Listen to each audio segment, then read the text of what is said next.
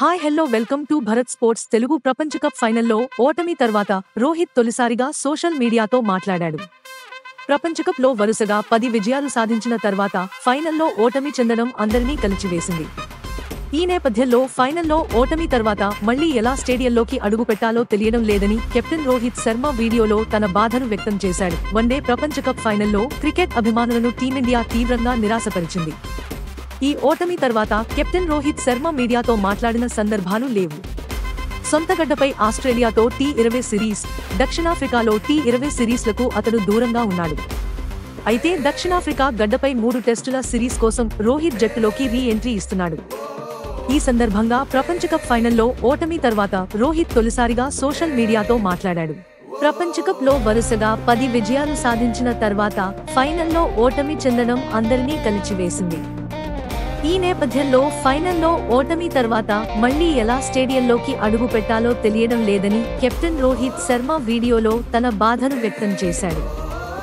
ఈ బాధ నుంచి బయటపడేందుకు తన ఫ్యామిలీ, ఫ్రెండ్స్ ఎంతో సహాయపడ్డారని రోహిత్ వివరించాడు. మరోవైపు టీమిండియా అభిమానులను చూస్తే తనకు చాలా బాధ కలిగిందని రోహిత్ అన్నాడు. ఆటలో గెలుపోటములు సహజం అని, గెలుపు వచ్చినా ఓటమి ఎదురైనా జీవితంలో ముందుకు సాగాల్సిందేనని అభిప్రాయపడ్డాడు.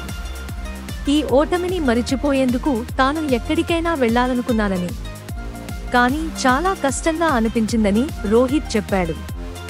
ప్రపంచ కప్ గెలిచేందుకు తాము ఎంతో కష్టపడ్డామని, కొన్ని నెలలుగా ప్రణాళికలు వేసుకుని ముందుకు సాగామని, కానీ అది సాధించలేకపోయినందుకు బాధగా ఉందన్నాడు. తాము ప్రపంచ కప్లో వరుసగా 10 మ్యాచ్లు గెలిచామని, కానీ ఆ మ్యాచ్లలో తప్పులు ఉన్నాయని ఎవరైనా తనను అడిగితే తాము చేయాల్సిందంతా చేశామని చెప్తామన్నాడు. ప్రతి గేమ్లో పొరపాట్లు జరుగుతుంటాయని, వాటిని సరిదిద్దుకుని ముందుకు సాగాల్సి ఉంటుందన్నాడు. ఆటలో గెలిచినా ఓడినా ఎవరూ పరిపూర్ణులు కాలేరన్నాడు. జట్టుగా తమ ప్రదర్శనపై తాను చాలా గర్విస్తున్నానని, ఫైనల్లో గెలిస్తే తమ ప్రదర్శనపై మరింత సంతృప్తిగా ఉండేదని రోహిత్ తెలిపాడు. ప్రపంచ కప్ గెలిచి ఉంటే తాము ఎక్కడికెళ్లినా ఆకాశానికి ఎత్తేసేవాళ్లని, దురదృష్టవశాత్తు అది జరగలేదన్నాడు.